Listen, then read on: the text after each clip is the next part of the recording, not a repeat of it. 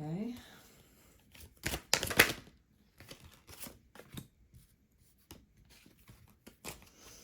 Cards are popping tonight.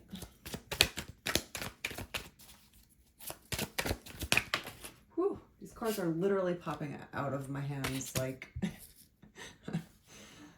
Okay. Wow. Wow.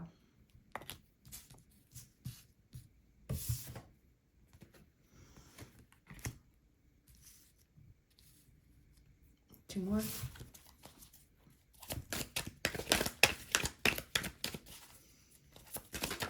Oof.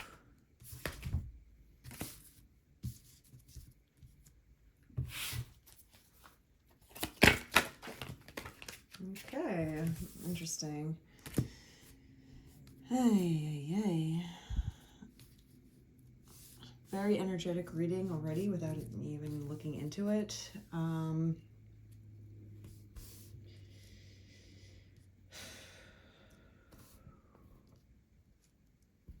Yeah. Wow. Okay. Someone's...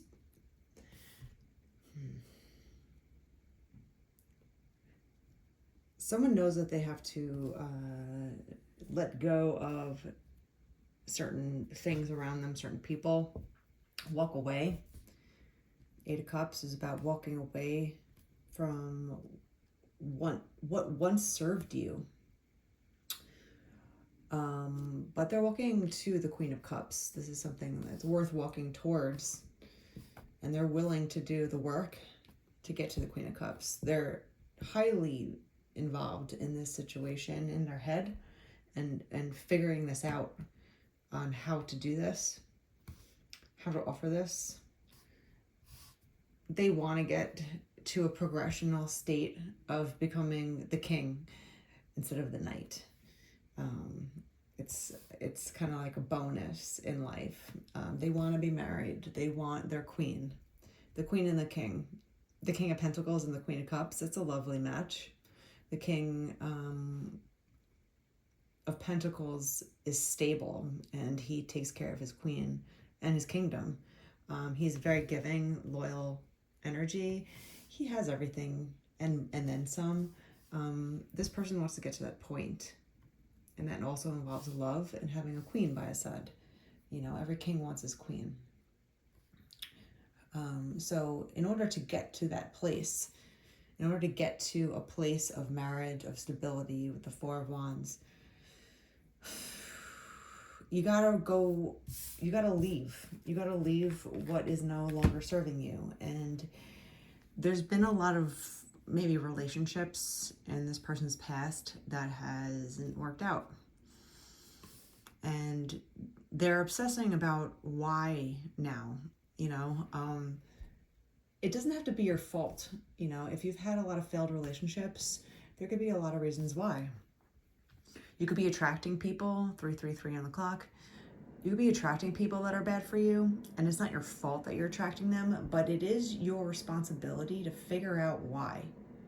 And to figure out what you're doing to play the game, or what you're doing to allow these types of people to come towards you and to stick around. You know, you might come from a very difficult past, let's say an abusive past, for instance, and then every time you get into a relationship, it becomes abusive. And you're just like, what is wrong? You know, is there something wrong with me? Am I, you know, like, why am I attracting the same type of person over and over again? It's not your fault, but you have to take responsibility for what you're allowing in. What are you attracting, and what is your energy doing to attract these type of people? It also could be the sense of like, as a female, I have male friends that, you know, they won't go after what they want. They'll just let whatever comes to them, right? Whatever female comes to them, 444 on the clock, they'll pick. And I guess that's okay, because you're not ever putting yourself out there. But at the same time, you're never really going after what you want or what you really truly need. You're just taking what's given to you. And it's kind of lazy. and it's kind of cowardly in the sense that you never put your heart on the line. And as a man, as a masculine, and if you want to be a King of Pentacles, you have to know what you want. You have to go out and get it. Even the Knight of Pentacles does that, right? He's on the horse and he's like, I got this offer. I'm going to give my pentacle to the right person. I'm giving it to them. I'm going to go after them, right? And with this High Priestess energy, they know this, and that's what bothers them. It's kind of like making the next move in life, but you have to put the past behind and you have to figure out how you contributed to these failures. Not to beat yourself up, not to tell yourself that you're a bad person, not to do anything that's negative self-talk, because we all know that talking negatively, especially about yourself, is detrimental to your health, your well-being on so many levels. Even just, it's scientifically proven that water responds to our emotions. We are mostly water. If you look at, I can't think of the scientist, is a Japanese scientist. There's many scientists that have done this study, but there's a Japanese scientist that has done studies on the effects of snowflakes and how they form, given how, people have emotionally responded to water. And even with plants, how plants respond to human beings and what people say to them can actually affect them.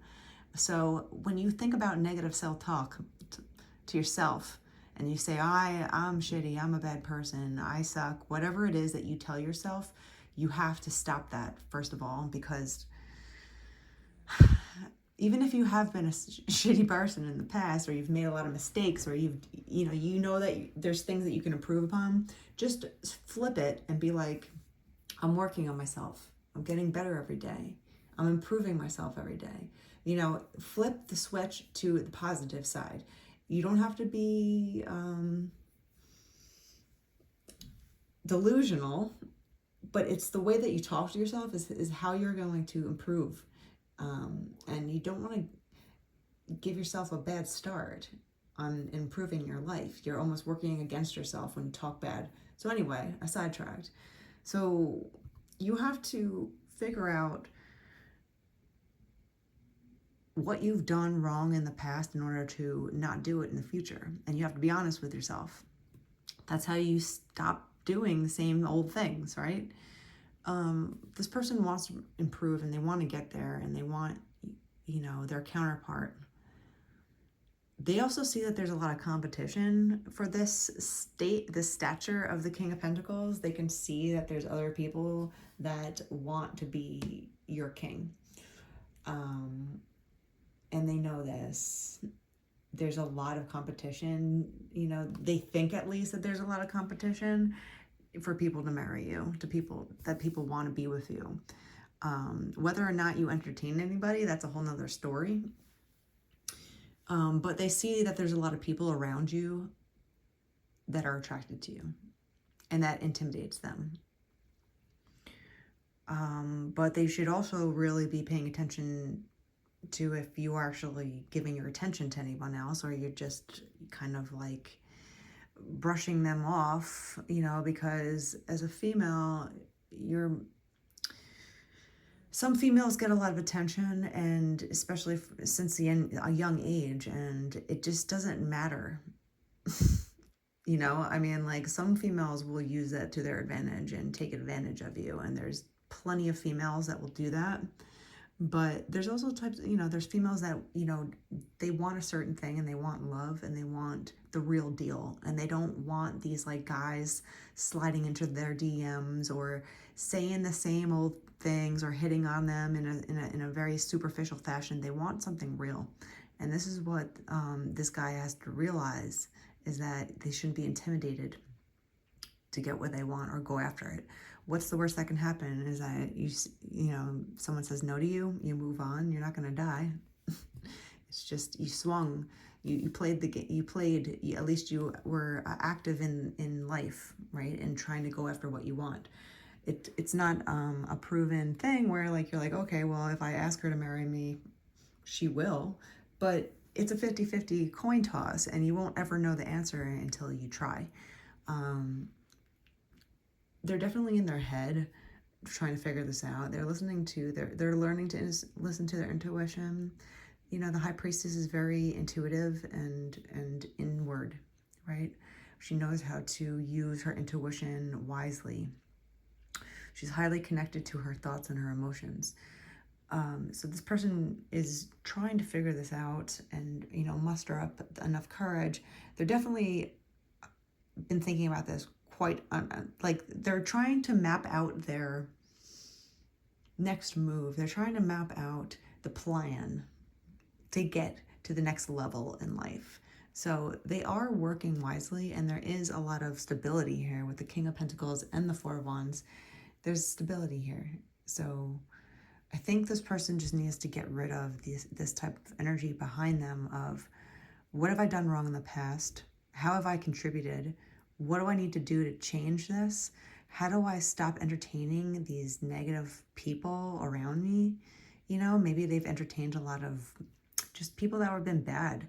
Or they've, you know, they let women come to them. And usually when a woman, not all the time, because I don't like to have blanket statements on anybody or any type of group of people, but generally a guy does the hunting, right? So if a guy sits back and lets females hunt him, these types of females will usually be trying to use him for some reason.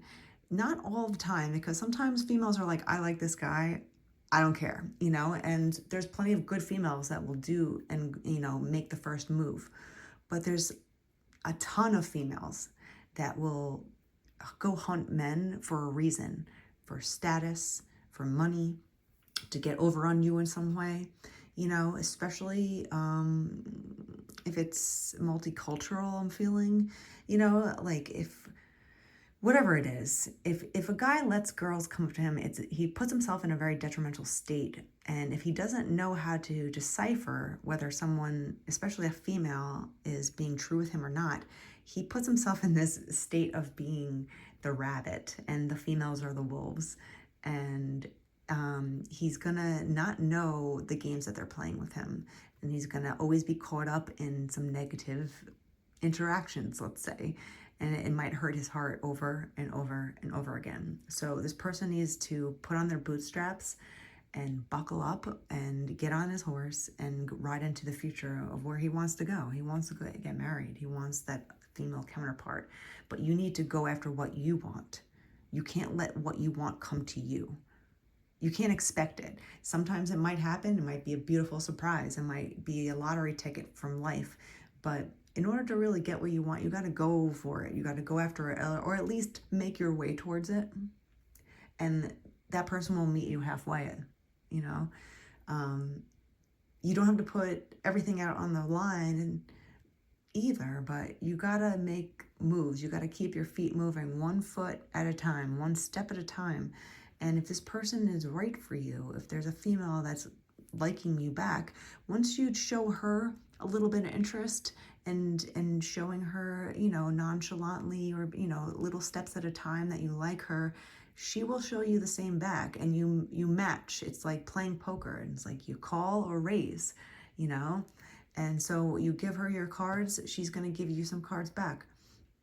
It's kind of like give and take until you keep going up the ladder with each other, and you know that you're building together at that point because you're both on the same outlook, and you figure out each other slowly, 1 step at a time. And a female that's interested in you will mirror you back. So if you're playing her and you're, you know, trying to be Mr. Slick, she's going to just, you know, fall back and be like, whatever, you know, and maybe ghost you. But if you're trying to come to her slowly and be like, hey, I kind of want to hang out with you and talk to you, she'll be like, all right, I kind of want to talk to you too. So realize that females generally will mirror you in some way. So if you come out with good intentions, she'll come and match you if it's the right match for you.